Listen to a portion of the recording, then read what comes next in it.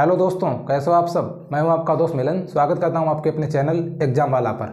चलिए, आज हम आपको कराने वाले मैथ का मॉक टेस्ट 3 उन दोस्तों के लिए बहुत ही खास रहेगा जो बच्चे अग्निवीर का एग्जाम देंगे, अग्निवीर जीडी भर्ती का एग्जाम देंगे। ठीक है दोस्तों, आज हम आपको कराए एक शानदार मॉक टेस्ट जिसमें 15 क्वेश्चन एकदम सिलेक्टेड रहने वाले हैं। मैंने बहुत ही एनालिसिस किया, आपके भाइयों से, दोस्तों से पूछा, उन्होंने बताया कि इस टाइप के क्वेश्चन आ रहे भैया, इस टाइप से आप करवाइएगा, एकदम बढ़िया क्वेश्चन है, हम सिलेक्टेड। चलो चलते हैं बिना देरी किए पहले क्वेश्चन की तरफ। देखिए, पहला क्वेश्चन है, सबसे छोटी अभाज्य संख्या कौन सी है। अब आप बताओ, 1, 2, 4 या एनओटी। एनओटी का मतलब होता है नन ऑफ दीज, इनमें से कोई नहीं। सबसे छोटी अभाज्य संख्या आपसे अगर पूछी जाए तो सबसे छोटी अभाज्य संख्या होती है 2, एकदम करेक्ट आंसर। और सबसे छोटी सम संख्या भी 2 ही होती है। सबसे छोटी सम संख्या भी 2 ही होती है। ये जीरो को देखा जाए, जीरो ना ही सम है ना ही विषम, ना सम है, सम एंड विषम दोनों में से कोई नहीं है। सबसे छोटी सम संख्या 2 और सबसे छोटी अभाज्य संख्या भी 2 ही होती है। चलिए दोस्तों, चलते हैं अगले क्वेश्चन की तरफ। अगला क्वेश्चन कुछ इस प्रकार है, देखिएगा। 3/7, 2/9, 14/13, 6/11, 7/9 में सबसे बड़ी भिन्न कौन सी है बताओ। आपसे इसमें सबसे बड़ी भिन्न पूछी गई है। बस आपको कुछ नहीं करना है, हम आपको इसकी भी एक बहुत लाजवाब ट्रिक बताने वाले हैं। आप देखिएगा इसकी ट्रिक क्या रहने वाली है, एकदम शानदार। आप 1 मिनट के अंदर क्वेश्चन का आंसर ले पाएंगे। देखो, 3/7 आपको लिखना है, 2/9 भी लिखना है, जो का त्यों उतार लीजिएगा, 4/13, 6/11, 7/9। ठीक है दोस्तों, छोटा लगाइएगा काम, ज़्यादा बड़ा हो गया। अब देखो, आपको 9 का और 3 का मल्टीप्लाई करना है, 7 का 2 का करना है। 9 तियाँ 27 होगा, 27, और 7 दूनी 14, ये 14 होगा। आपको पता होगा 27 ज़्यादा होता है 14। जो संख्या आपसे सबसे बड़ी भिन्न पूछी गई, सबसे बड़ी, तो इसका मतलब है आपको 27 ज़्यादा है, 14 नहीं हो सकता। इसका मतलब इसे काट दीजिएगा। ठीक है, अब 13 का और 3 का कराइएगा, 7 का और 4 का कराइएगा। ठीक है, 13 तियाँ 39 होगा ये, और 7 चौक ये 28 होगा। अब आप बताइएगा 28 ज़्यादा होता है या 39। भाई जाहिर सी बात है 39 तो ज़्यादा ही होगा, तो ये वाला भी उत्तर नहीं होगा। अब इनका करवाइएगा, 11 का और 3 का, और 7 का और 6 का। 11 तियाँ 33 हो गया, और 7 छंग 42। अब देखो 33 बड़ा है या 42, जाहिर सी बात है 42 तो ज़्यादा ही है, तो इसका मतलब है ये वाला उत्तर नहीं होगा, ये वाला नहीं होगा। अब बचे हैं केवल 2। अब आपको केवल 2 में से बताना है कि कौन सा बड़ा होगा। अब देख लो, गुणा करके इनकी भी गुणा कर लो इस टाइप से। 11 सते 77 और 9 सते 63। अब देखो 63 ज़्यादा है या 77, सबको पता है 77 तो ज़्यादा ही है। इसका मतलब है 7/9, 7/9 सबसे बड़ी भिन्न होगी। एकदम करेक्ट आंसर 7/9 लगा दीजिएगा, 100% सही। यदि ट्रिक समझ में आई हो तो वीडियो को लाइक कर दे, चैनल को सब्सक्राइब कर दे। इसी की तरह हम आपके लिए एक मॉक टेस्ट रोज लेके आने वाले हैं, और आपके लिए बहुत ही खास रहेगा। एग्जाम में आप कहोगे कि हाँ भैया ने जो भी क्वेश्चन करवाए थे वो सारे क्वेश्चन मिल रहे हैं एकदम। चलिए चलते हैं अगले क्वेश्चन की तरफ। दोस्तों, अगला क्वेश्चन जो है वो इस प्रकार है, 3 नंबर। एक टंकी 12 बाल्टियों के पानी से भर जाती है तथा प्रत्येक बाल्टी की धारिता 13.5 लीटर है, तो इस टंकी को 9 लीटर धारिता वाली कितनी बाल्टियों से भरा जा सकेगा। अब आप देखिएगा, इसमें बताया गया है कि कोई एक टैंक है जो कि 12 बाल्टियों से पूरा भर जाता है, 12 बाल्टियों से, और बताया गया कि एक बाल्टी में 13.5 लीटर पानी आता है, मतलब 13.5 लीटर एक बाल्टी में पानी आता है। अब देखिएगा आप, कोई टैंक 12 बाल्टियों से भर जाता है, 12 बाल्टियों से टैंक भर गया। अब देखो कि एक बाल्टी में पानी कितना आता है, 13.5 लीटर आता है ना, तो अब 13.5 से गुणा करिएगा, 13.5, तो आपको पता चल जाएगा कि आखिर टैंक में पानी कितने लीटर आया। ठीक है दोस्तों, अब देखो 13.5 की गुणा कर रहे हैं, 13.5 की गुणा 12 में कर रहे हैं। 12 पंचे 60 का 0 हासिल लगा 6, 12 तियाँ 36, तो 36 तो 6 42 को 2 हासिल लगा 4, 12 1 12 4 16। इसका मतलब साफ है। अब एक अंक का दशमलव है तो एक अंक का दशमलव लगा दीजिएगा, तो 162 लीटर, 162 लीटर पानी जो है उस टैंक में आएगा। एकदम करेक्ट है, समझ में आया होगा। अब पूछा गया, अब बताया गया है कि लास्ट में देखो, इस टंकी को 9 लीटर धारिता वाली कितनी बाल्टियों से भरा जा सकेगा। 162 लीटर पानी टैंक में है, आता है, तो आप बताइएगा कि 9 लीटर वाली कितनी बाल्टियां उसमें डाल दी जाए जिससे कि मेरा टैंक फुल हो जाए। अब देखो, यदि हम 162 का भाग 9 लीटर से दे दें तो आपको पता चल जाएगा कितनी बाल्टियां उसमें भरी जाएंगी, तब टैंक भर पाएगा। अब देखो 162/9, 9 1 3 से काटे 4 2 6, 3 से नहीं कटेगा, 9 से काटे, 9 1 9, यहाँ पे कितना बचा, 7 बचा, यहाँ हो गया 72, 9 8 72, मतलब साफ है 18 बाल्टी, 18 बाल्टी, 18 बाल्टियाँ यदि हम उस टैंक में डाल दें तो मेरा टैंक पूरा फुल हो जाएगा। यदि क्वेश्चन समझ में आया हो तो लाइक करें, वीडियो को सब्सक्राइब, चैनल को सब्सक्राइब करें। चलते हैं अगले क्वेश्चन की तरफ। चलिए सॉल्व करते हैं अगला क्वेश्चन। अगला क्वेश्चन इस प्रकार है, देखने में क्वेश्चन बड़ा लग रहा है लेकिन आप आसानी के साथ कर पाएंगे। एकदम 15 सेकंड में इस क्वेश्चन का आंसर आने वाला है, 15 सेकंड में। अब देखो हम आपको बताएं कैसे सॉल्व करना है, मेरे साथ बने रहिएगा।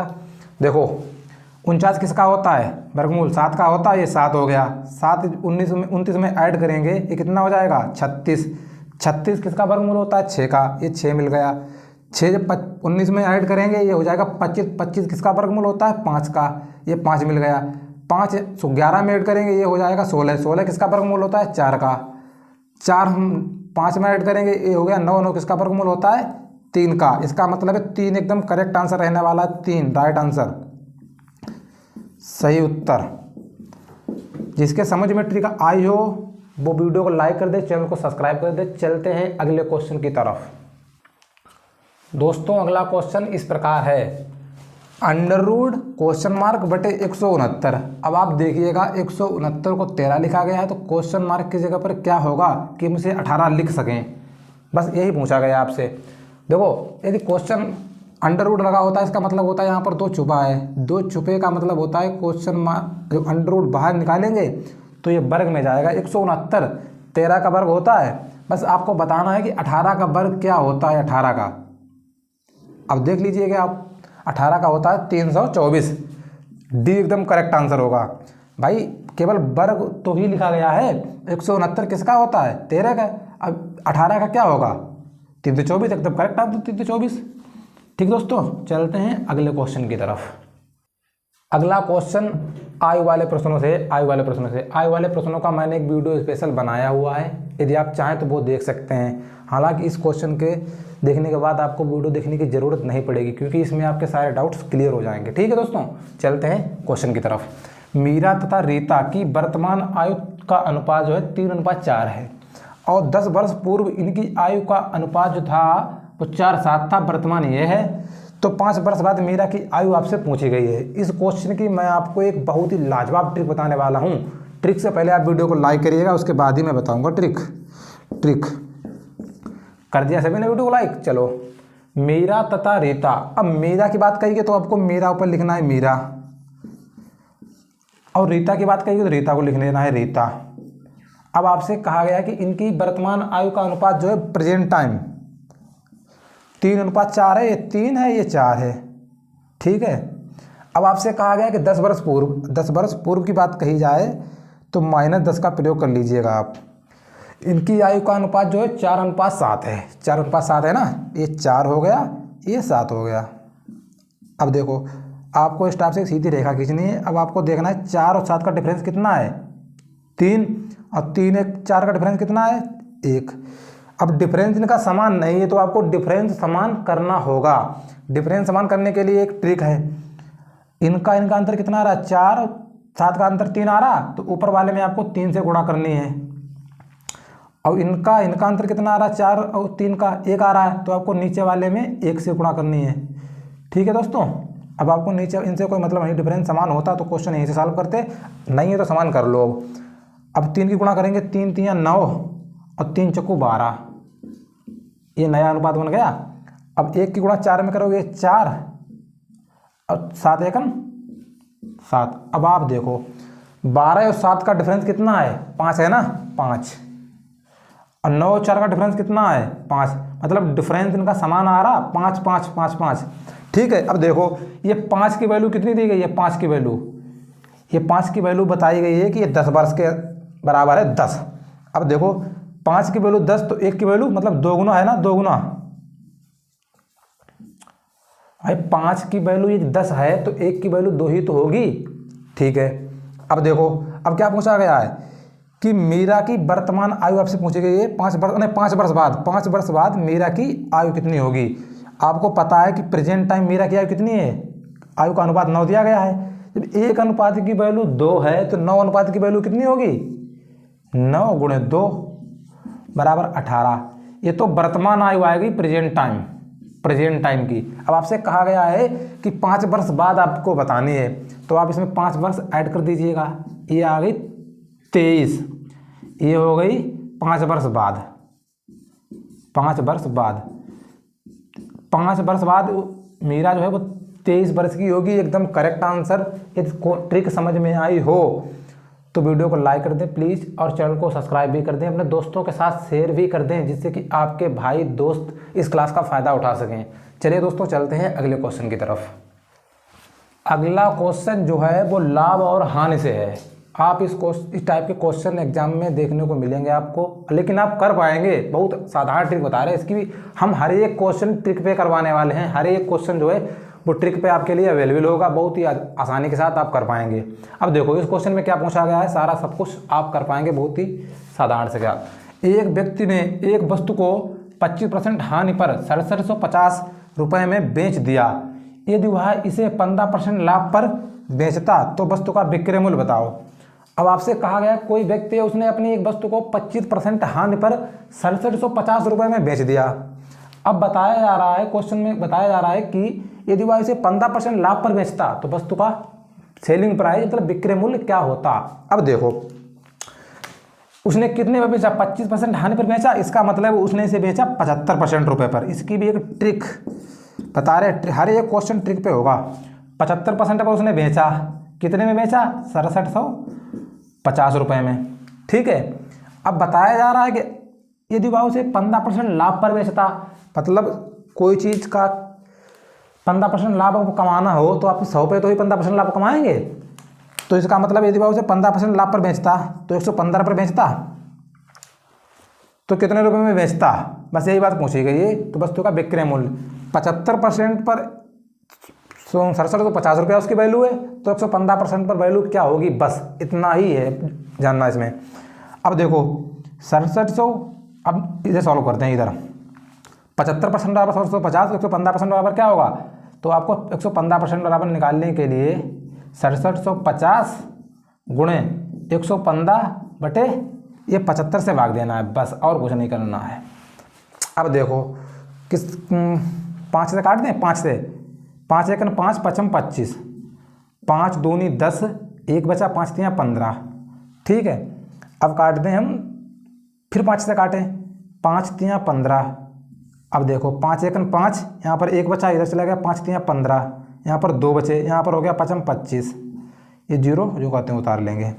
अब देखो किससे काटे, 3 से कटेगा, 5 3 8 1 9, 3 से वह संख्या कट जाएगी जिनके अंकों का योग 3 से विभाजित हो जाएगा। अब देखो 5 3 8 1 9, इसका मतलब है ये संख्या 3 से कटने वाली है, तय है। तो 3 से काट दें, 3 चक्कू 12, 1 बचा, 5 15, जीरो। 450 गुणे 23, 450 की गुणा यदि आप 23 से करेंगे तो आपके सामने उत्तर आ जाएगा। अब 450 गुणे 23, 450 गुणे 23, जीरो को जीरो, 3 की गुणा जब जीरो में करेंगे जीरो हो जाएगा, 55 15 के 5, यहाँ से लगाए 1, 4 3 12 1 13। अब 2 की गुणा जब जीरो में करेंगे जीरो जीरो, 5 दूनी 10 का जीरो, वहाँ से लगाए 1, 4 दूनी 8 1 9, 0 5 3 10, 10,350 आ रहा है। इसका मतलब 10,350 एकदम करेक्ट आंसर रहने वाला है, क्योंकि 7500 की वैल्यू, 75% की वैल्यू जो है वो 6750 रुपये है, तो 115% की वैल्यू होगी 10,350। ये समझ में आया हो तो चलते हैं अगले क्वेश्चन की तरफ। ये समझ में ना आया हो तो वीडियो को दोबारा देखिएगा, समझ में आ जाएगा। चलते हैं अगले क्वेश्चन की तरफ। अगला क्वेश्चन दोस्तों इस प्रकार है, दो संख्याएं 2:3 के अनुपात में हैं, यदि उनका गुणनफल 96 है तो इनका योगफल कितना होगा। अब आपसे दो संख्याओं का अनुपात दिया गया है और उनका गुणनफल भी बताया गया है और उनका योग आपसे पूछा जा रहा है। बस आपको कुछ नहीं करना है, इसका भी एक बहुत साधारण ट्रिक है, हम आपको वो भी बताएंगे। बस ट्रिक देखिएगा आप। बताया गया कि दो संख्याओं का अनुपात है 2:3 के अनुपात में है। माना पहली संख्या जो है वो 2x है और दूसरी संख्या 3x है। भाई 2:3 हो गया, 2:3। ठीक है दोस्तों, इनका गुणनफल बताया गया तो मैंने गुणा लगा दिया। गुणनफल कितना बताया गया है, 96 एकदम करेक्ट है। 3 दूनी 6 और x गुणा x² बराबर 96। समझ में आया। देखो अब x² बराबर कितना होगा, 96/6। आप काट दीजिएगा, 6 × 6 और कितना बचा, हो गया 3 तो हो गया 36, 6 36, मतलब x² बराबर 16 तो x बराबर 4।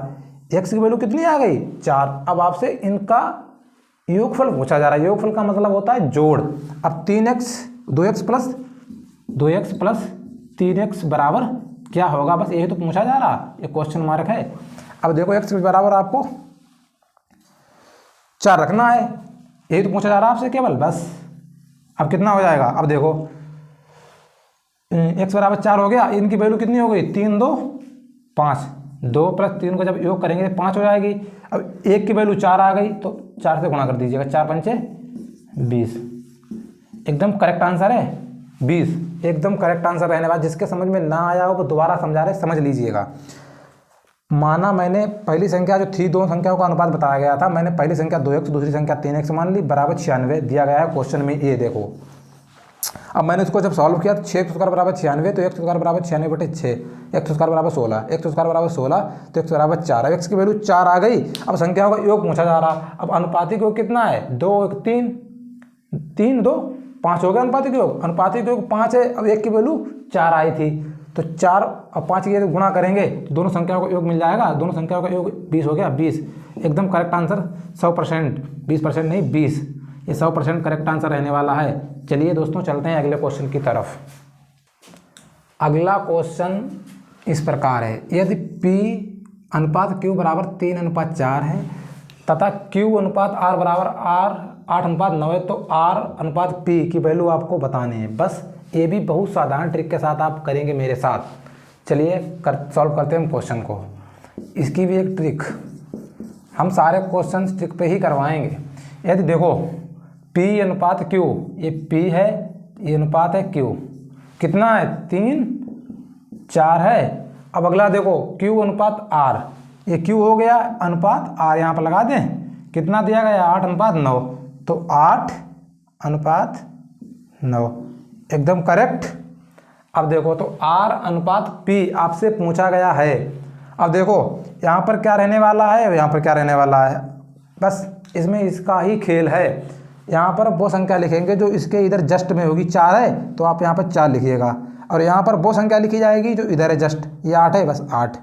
अब इनका गुणा कर लीजिएगा, 8 3 24 अनुपात 8 चक्कू 32 अनुपात 9 चौक 36। अब मेरे सामने अनुपात आ गया 24 32 36। अब आपसे पूछा गया R अनुपात P, R अनुपात P क्या रहने वाला है, R अनुपात P। अब R की वैल्यू कितनी है 36 है ना, तो R की जगह पे 36 लिख दें, कोई दिक्कत। अब P की जगह पे कितना है 24 तो हम 24 लिख दें, कोई दिक्कत। अब काट दीजिएगा, 12 3 36, अब 12 दूनी 24। जो R और P का अनुपात रहने वाला है वो 3:2 आएगा, एकदम करेक्ट आंसर। समझ में आया कि नहीं। चलो चलते हैं अगले क्वेश्चन की तरफ। दोस्तों अगला क्वेश्चन है वो साझेदारी से है, साझेदारी से। इसमें बताया गया है, आपसे पूछा भी जा रहा। अब देखो कि 3 साझेदारों A, B और C ने क्रमशः 40,000 रुपये, 38,000 रुपये, 42,000 रुपये लगाकर एक व्यापार आरंभ किया। वर्ष के अंत में 55,200 रुपये लाभ के रूप में मिले तो A का लाभ पूछा गया। आपसे कहा गया कि 3 लोगों ने व्यापार में एक साझेदारी की और एक वर्ष के अंत में कुछ लाभ प्राप्त हुआ। अब पूछा जा रहा है कि उसमें लाभ में A का हिस्सा कितना है। अब देखो इसका भी एक बहुत साधारण ट्रिक हमको बताने वाले हैं, साधारण ट्रिक। हाँ ये क्वेश्चन जो है वो ट्रिक पे होगा मेरे यहाँ। जो बच्चे मेरे यहाँ मॉक टेस्ट देंगे वो एग्जाम में अवश्य, मेरे पे विश्वास करें, वो बहुत ही अच्छा करने वाले हैं। देखो ट्रिक क्या है, ए बी और सी जो तीनों के बारे में बताया गया है, मैंने तीनों को ऊपर लिख लिया। अब बताया गया ए ने 40,000 रुपये लगाए, 40,000। अब बताया गया कि बी ने लगाए 38,000, ये देखिएगा 38,000, सी ने 42,000, बी ने 38,000 लगा दिए, 38,000। ठीक दोस्तों, सी ने लगाए 42,000, 42,000। अब बताया जा रहा है कि सभी ने 1 वर्ष के लिए लगाए। जब सबने 1 वर्ष के लिए लगाए तो इनका गुणा 12 से करिएगा, गुणे 12, गुणे 12 और गुणे 12। अब देखो 12 से गुणा करो या ना करो उससे कोई फर्क नहीं पड़ने वाला है, क्योंकि 12 12 12 तीनों जगह कट जाएंगे, तो हम ना लिखें तो ही बेहतर है। ठीक है दोस्तों, जगह भी नहीं है और लिखना कोई ज़रूरी भी नहीं है, क्योंकि 12 से 12 कटने ही वाले हैं। ठीक है दोस्तों, समझ में आ गया, मैंने लिख दिया आपको समझाने के लिए। अब देखो, अब हम काट दें। जीरो कितने हैं, 1 0 2 0 3 0 कॉमन है तीनों जगह, 1 2 3, 1 2 3, 3 0 कट गए। अब देखो क्या कटने वाला है, 40 है, 38 है, 42 है, सारे 2 से कट जाएंगे। ये बचेगा 20, यदि हम 2 से काट दें, ये बचेगा 19 और ये बचेगा 21। अब ऐसी कोई संख्या नहीं है जो काट पाए। अब 20 19 21 इन तीनों का योग कितना हुआ, 20 19 21 बराबर होगा 60। अब बताया गया 60 की वैल्यू कितनी है, क्वेश्चन में दिया गया है कि इनका लाभ जो है 60 आ रहा। अब लाभ बताया जा रहा है 55,200, मतलब 60 की वैल्यू 55,200 के बराबर है। अब आपसे पूछा गया है कि ए की वैल्यू कितनी है, देखो ए, तो ए का लाभ बताओ, तो ए का लाभ कितना है, 20 है, तो 20 बराबर आपको निकालना है 55,200 गुणे 20/60। ओके, 20 3 60। अब 3 से काटिएगा आप, 3 1 3, यहाँ पर 2 बचा, 2 इधर पहुँच गया 25, 3 8 24, 1 बचा, यहाँ पर हो गया 12, 3 चक्कू 12, अब 2 0, इसका मतलब है 18,400। इसका लाभ रहने वाला है ए का, एकदम करेक्ट आंसर, एकदम करेक्ट आंसर रहने वाला है। जिसके समझ में आया हो वो बच्चे, दोस्त मेरे, भाई मेरे, वीडियो को लाइक कर दें प्लीज़। दोस्तों चलते हैं अगले क्वेश्चन की तरफ। अगला क्वेश्चन दोस्तों कार्य और समय से है, मेरे समझ से कार्य और समय से ही है। देखो 12 पुरुष किसी कार्य या मतलब काम को 24 दिन में कर सकते हैं। अब आपसे पूछा जा रहा है वही कार्य जो है 8 पुरुष कितने दिन में करेंगे। ये भी क्वेश्चन बहुत ही आसानी के साथ मैं आपको बताने वाला हूँ, आप बहुत ही नॉर्मल ट्रिक के साथ कर पाएंगे। 5 सेकंड के अंदर, 5 सेकंड का केवल समय लगेगा, बस आप उसको क्वेश्चन का आंसर आ जाएगा। अब देखो 5 सेकंड में कैसे आता है। देखो अब आपसे बताया गया है कि 12 पुरुष किसी काम को 24 दिन में करते हैं। 12 पुरुष बताया गया, जितने पुरुष बताए जाएं 12 पुरुष कोई कार्य को 24 दिन में करते हैं, 24 दिन, तो 12 गुणे 24 टोटल कार्य हो गया। अब बताया जा रहा है कि 8 पुरुष वही कार्य कितने दिनों में करेंगे, 8 पुरुष वही कार्य कितने दिनों में करेंगे, डी दिनों में करेंगे, कुछ पता नहीं है। ठीक है, अब देखो 8 3 24, अब 12 3 36, मतलब डी की वैल्यू जो है वो 36 आ गई, अर्थात 36 दिन में करने वाले हैं 8 पुरुष वही कार्य। समझ में आई हो ट्रिक, ये भी एक ट्रिक ही थी। तो वीडियो को लाइक कर दे, चैनल को सब्सक्राइब कर दे। चलते हैं अगले क्वेश्चन की तरफ। ठीक है दोस्तों, अगला क्वेश्चन आपके सामने उपस्थित है। अगला क्वेश्चन है पाइप और टंकी से। इसमें बताया जा रहा है कि कोई 2 नल हैं, वो एक नल जो है वो 12 घंटे में भरता है किसी टैंक को, दूसरा नल है 15 घंटे में भरता है। आपसे बताया गया कि दोनों नल यदि एक साथ खोल दिए जाएं तो वही टैंक कितने समय में भर जाएगा। इसका भी एक बहुत ही साधारण, बहुत ही लाजवाब ट्रिक हम आपके सामने उपस्थित करते हैं। बस आप बने रहिएगा मेरे साथ। सारे मॉक टेस्ट जो बच्चे दे लेंगे वो एग्जाम में बहुत अच्छा कर पाएंगे, मैं गारंटी के साथ कह सकता हूँ। चलिए इसका भी एक ट्रिक सीख लीजिएगा। ए और बी दोनों के बारे में बताया गया है, ए और बी मैंने लिख लेंगे इस टाइप से। ठीक है, अब बताया गया कि ये 12 घंटे में भरता है ए और 15 घंटे में बी भरता है। ये 12 घंटे में भरता है, ये 15 घंटे में भरता है। ये दोनों नलों को हम एक साथ खोल दें तो टैंक कितने समय में भर जाएगा। आपको सबसे पहले टैंक की धारिता पता होनी चाहिए कि आखिर टैंक में पानी कितने लीटर आता है। चलिए 12 15 का हम लेंगे एलसीएम। एलसीएम का मतलब होता है लासा। ठीक है दोस्तों, लासा लेने का मतलब होता है कि हम उस संख्या से भाग दें कि इसमें ज़्यादा से ज़्यादा संख्याएं कट जाएं। अब देखो तुम 3 से भाग दें, 3 चौको 12, 3 15, ये दोनों संख्याएं कट गई। अब ऐसी कोई संख्या नहीं है जिससे हम भाग दें संख्याएं कट पाएँ। इसका मतलब है हम 4 से भाग दे दें, 4 1 4 5। अब 5 से भाग दे दें, 1 1। अब हम जब तक काटेंगे, जब तक नीचे 1 1 ना आ जाए तब तक काटना बंद नहीं करेंगे। अब जो इस टाइप से संख्या इधर आ रही, 4 3 12, 12 5 60, ये 60 ही इसका उत्तर होगा, मतलब एलसीएम होगा। ठीक है दोस्तों, अब जो एलसीएम आए उसको हम सबसे ऊपर लिखेंगे टॉप पर 60। अब हम नल ए की क्षमता देखेंगे। ए क्षमता का मतलब होता है पावर, क्षमता। हम क्षमता देखेंगे नल ए की क्षमता कितनी है, 1 लीटर में कितना पानी निकालता है, मतलब टैंक में भरता है। अब देखो 12 का भाग देंगे 60 में, तो 12 पंचे 60, मतलब इसकी क्षमता है 5। ये 1 घंटे में 5 लीटर पानी सप्लाई करता है पूरे टैंक में। टैंक की धारिता 60 लीटर ही है। अब देखो 15 चक्कू 60, इसका मतलब है बी जो है 1 घंटे में 4 लीटर पानी भरता है और ए जो है घंटे में 5 लीटर पानी भरता है। दोनों कितना लीटर पानी भरते हैं? 9 लीटर पानी भरते हैं ना। अब 1 घंटे में दोनों जब एक साथ कार्य करेंगे तो नल ए 5 भरेगा, नल बी 4 भरेगा, मतलब 1 घंटे में टोटल पानी जाएगा टैंक में 9 लीटर। ए प्लस बी बराबर जब हम निकालेंगे तो 5 + 4 बराबर 9 लीटर। 9 लीटर पानी 1 घंटे में टंकी में जाने वाला है, लेकिन टंकी में टोटल पानी आता कितना है? ये 60 लीटर। जब 60 लीटर पानी टैंक में आएगा, 60 लीटर, अब 1 घंटे में जाएगा 9 लीटर, तो 9 × 45, 9 छाक 54, 9 छाक 54, कितना बचा? 54 और 6 बचा, 6/9 ये वाला। अब देखो 3 दूनी 6, 3 तियां 9, मतलब 6 सही, 2/3 घंटा लगेगा उस पूरा टैंक भरने में। एकदम करेक्ट आंसर। यदि समझ में आया हो तो वीडियो को लाइक कर दें दोस्तों प्लीज़। चलते हैं अगले क्वेश्चन की तरफ। दोस्तों अगला क्वेश्चन आपके सामने क्वेश्चन नंबर 13 रेलगाड़ी से संबंधित है। रेलगाड़ी का एक क्वेश्चन आपसे पूछा जाएगा। 15 क्वेश्चन है, लेकिन आपके गणित में चैप्टर्स हैं लगभग 40 से 45। इसका मतलब है एक चैप्टर से क्वेश्चन नहीं पूछा जाएगा, लेकिन कुछ चैप्टर्स ऐसे हैं जो कि बहुत इंपॉर्टेंट रहने वाले हैं, उनसे तो एक क्वेश्चन पूछा जाना तय है। जैसे एक रेलगाड़ी से प्रश्न 100% पूछा जाएगा आपसे। बस आप करिएगा इस क्वेश्चन को मेरे साथ। एक 250 मीटर लंबी रेलगाड़ी एक सिग्नल के खंबे को 15 सेकंड में पार करती है। रेलगाड़ी की चाल पूछी गई है आपसे बस।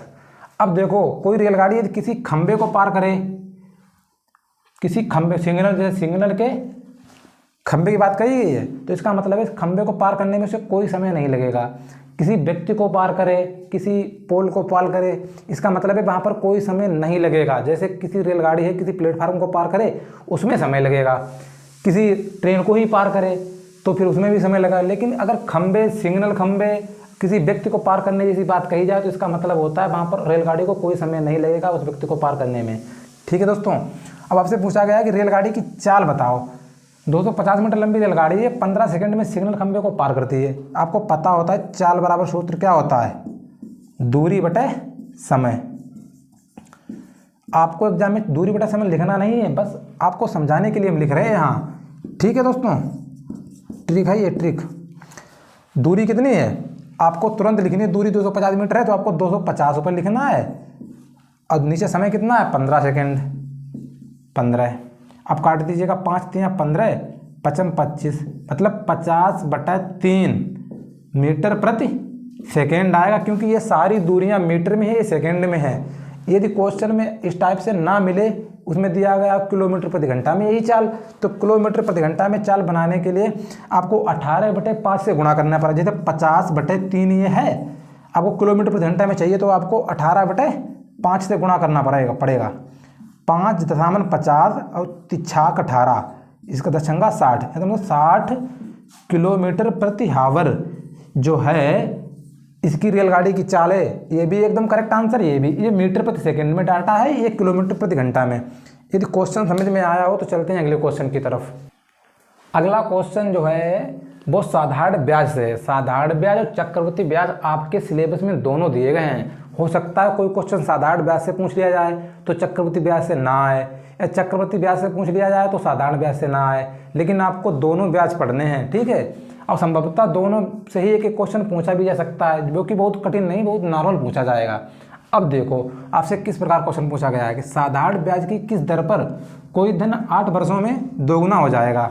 अब देखिएगा इस टाइप से क्वेश्चन पूछा गया है, आपको इसमें दर पता नहीं है और मूलधन भी नहीं पता है कितना है, लेकिन हम आपको इसका एक साधारण ट्रिक बताने वाले हैं, बहुत ही लाजवाब।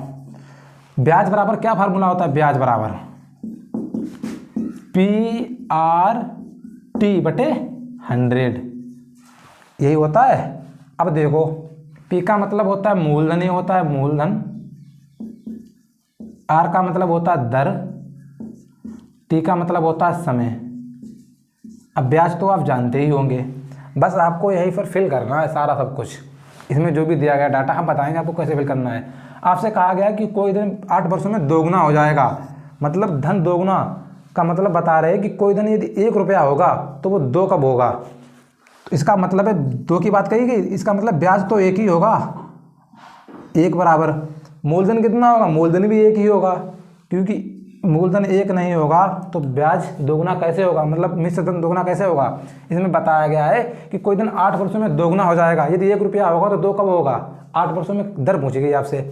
बस ब्याज 1 होगा, अब 1 ब्याज होगा 1 मूलधन होगा तो दोगुना हो जाएगा ना, ठीक है। गुणे दर आपसे पूछी गई है, दर आपको पता नहीं है तो रेट मैंने जो का त्यों लिख दिया। T आपको पता है कि 8 वर्ष बटे 100। अब आप देखो हम काटें, 4 से 2 से काट दें, ये 4 हो गया, ये 50 हो गया, ये 25 हो गया, ये 2 हो गया। अब ये 12.5, इसका मतलब है R अभी इधर जाएगा ना, जो 12.5 है बराबर किधर जाएगा, 12.5 बराबर R बचा है केवल, और सब कुछ तो कट ही गया, R बचा। इसका मतलब है दर जो है 12.5%, एकदम करेक्ट आंसर रहने वाला है। 12.5% लगाइएगा, 12.5% की दर पर कोई धन जो है वो 8 वर्षों में दोगुना हो जाएगा। यदि आपको इसमें कोई डाउट हो तो आप दोबारा वीडियो देख लीजिएगा, समझ में आ जाएगा, एकदम करेक्ट, बहुत ही साधारण मेथड के साथ समझाया गया है। चलिए दोस्तों चलते हैं अगले क्वेश्चन की तरफ। अगले क्वेश्चन की तरफ। अगला क्वेश्चन इस प्रकार है, 2000 रुपयों का 10% वार्षिक ब्याज की दर पर 3 वर्ष का CI का मतलब होता है कंपाउंड इंटरेस्ट, मतलब ब्याज पूछा गया है, चक्रवृद्धि ब्याज। बस आपको इसमें कुछ नहीं करना, इसकी भी आपको एक लाजवाब ट्रिक बताने वाले हैं हम। आप देखो, अब आपसे जितना 10% की पूछा गया, 10% आपको दर है, ये को आपको भिन्न में बताना है। 10% को जब आप परसेंटेज हटाएंगे ये वाला तो 100 से भाग देंगे, 0 से 0 कट जाएगा। ये मेरा हो गया मूलधन, ये मूलधन होता है, ये ऊपर वाला आ गया ब्याज, मतलब 10 रुपये पर 1 रुपया मेरा ब्याज है। तो मेरा मूलधन 10 था, ब्याज कितना हो गया 11, क्योंकि 1 रुपया ब्याज मिल गया, मिश्र धन हो गया 11। अब आपसे जितने वर्ष का पूछा जाए भाई उसकी घात लगा देनी है। 3 वर्ष का कहा जाएगा तो 3 वर्ष। अब 10 का घन कितना होता है 1000, और 11 का कितना होता है 1331। आपको घन भी याद करने होंगे, आप लगभग 20 तक घन याद कर लीजिएगा। 20 तक घन याद करने के बाद आप लगभग सारे क्वेश्चन बना पाएंगे, 80% क्वेश्चन बन जाएंगे। ठीक है दोस्तों, देखो अब 1000 पर ब्याज कितना मिल रहा 331 रुपया, क्योंकि 1000 तो इसमें मूलधन ही है, 331 रुपया ब्याज होगा, तो 1000 पर 331 रुपया ब्याज मिल रहा है। अब आपसे पूछा गया कि 2000 पर ब्याज पूछा जा रहा है, ये कितना गुना है 2 गुना है ना, 2 गुना, तो 331 को भी आप 2 गुना कर दीजिएगा, बस ये 2000 रुपया हो गया। इसे 2 गुना करेंगे तो 13 दूनी 2662। इसका मतलब साफ है कि 2000 रुपये पर 662 रुपया आपको ब्याज मिलने वाला है। एकदम करेक्ट आंसर 662 रुपया ब्याज होगा रुपया। जिन दोस्तों ने भाइयों ने, मेरे बड़े भाइयों ने अभी तक वीडियो को लाइक नहीं किया है, चैनल को सब्सक्राइब नहीं किया, प्लीज़ भाइयों कर दीजिएगा चैनल को। इसी प्रकार का हम आपके लिए एक मॉक टेस्ट रोज़ लाएंगे, जो कि आपके लिए एक बहुत शानदार रहेगा, आप एग्जाम में बहुत अच्छा कर पाएंगे। मेरे पे भरोसा करिए, विश्वास करिए, हम आपके सामने रोज़ एक मॉक टेस्ट प्रस्तुत कराएंगे। बस मेरे साथ आप बने रहिएगा, चैनल को सब्सक्राइब कर दीजिएगा प्लीज़। मिलते हैं अगले वीडियो में, तब तक के लिए जय हिंद।